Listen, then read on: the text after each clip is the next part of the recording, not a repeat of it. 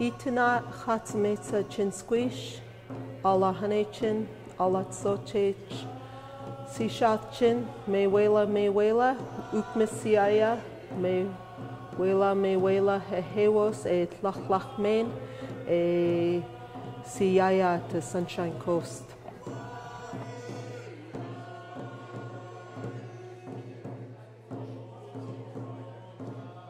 Good evening, my ancestral name is Chatmetsa. I'm a member of the Wolf Clan and I grew up in Porpoise Bay. I'm a member of the Sishat Nation.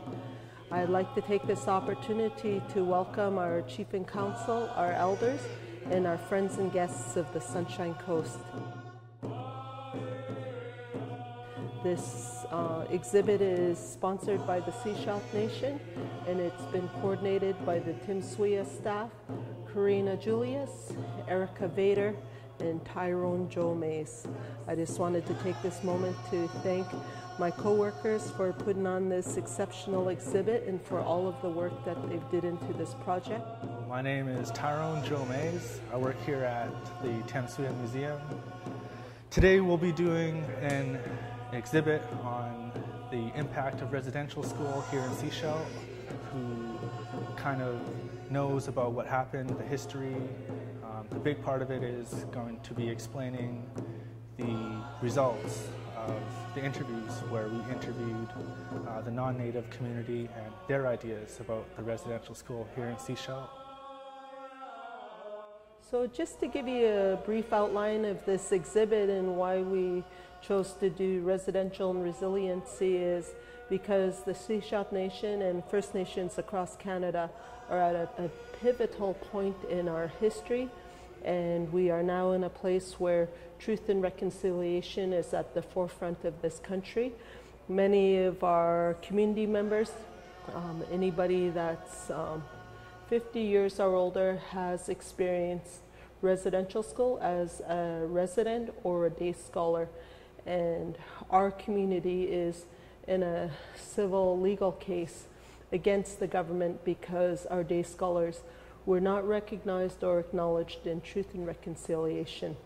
That is one component, but the exhibit itself is about dialogue, it's about communication and education, and we are committed to building relationships here on the Sunshine Coast with all of our residents, and we would like to share with you the truth of our history and the experiences that generations older than myself have endured hardships. And as a younger generation, it's really important that we recognize what our people have endured, our parents, our older cousins, our aunts and uncles, and our grandparents. And we acknowledge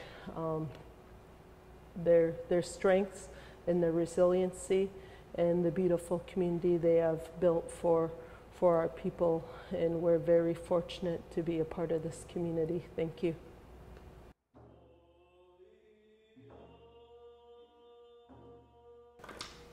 In 1976, I walked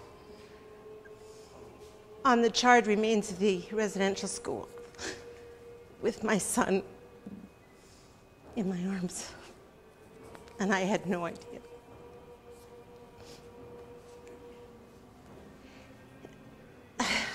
I grew up part of my life in West Vancouver and came to the Sunshine Coast for vacations. And that would be in the 50s, very early 60s, I don't know. I moved to Winnipeg and went to a convent school, and the girls from the residential school that on the Assiniboine Drive ended up coming to my school.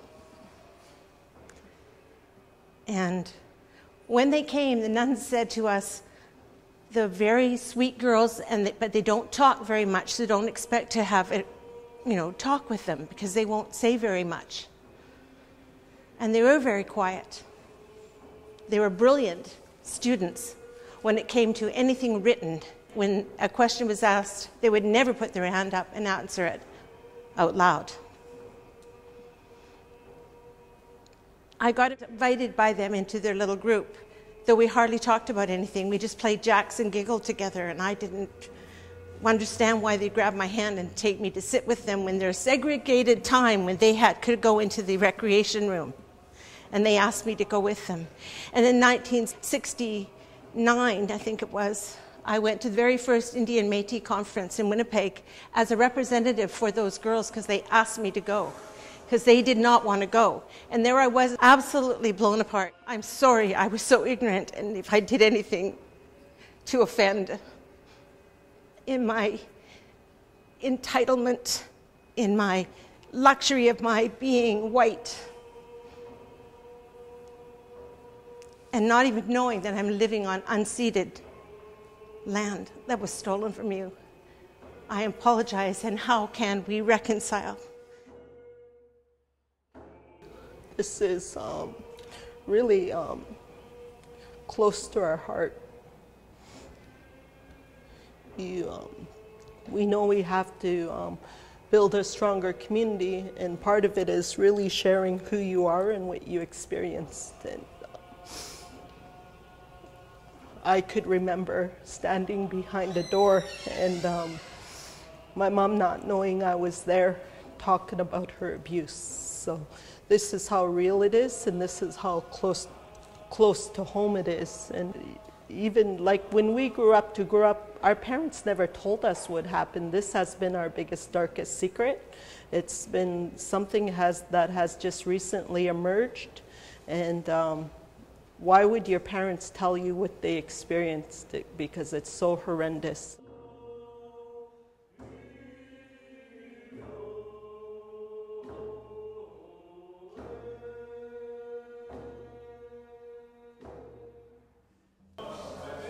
We're here this evening at the Tems Museum for the residential school reconciliation event.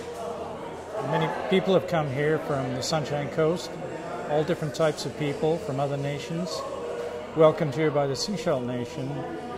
And we shared together some very deep and meaningful discoveries about what happened in the past, the shame and the tragedy of how the Government of Canada, along with the residential school system, treated children here, and the great resiliency of the elders and the ancestors who lived here and withstood this kind of treatment and yet lived on to pass on to their children their strength and their courage and their understanding, their love, their traditions.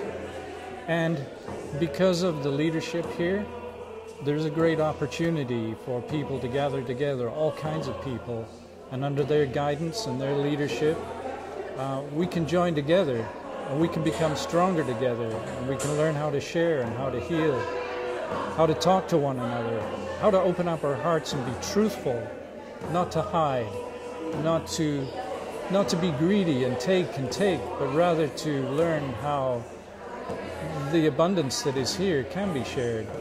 And in order for that to happen, we have to recognize that there needs to be change, there needs to be work, hard work. We need to dedicate ourselves to that hard work. We need to commit to really overcoming difficulties that will present themselves.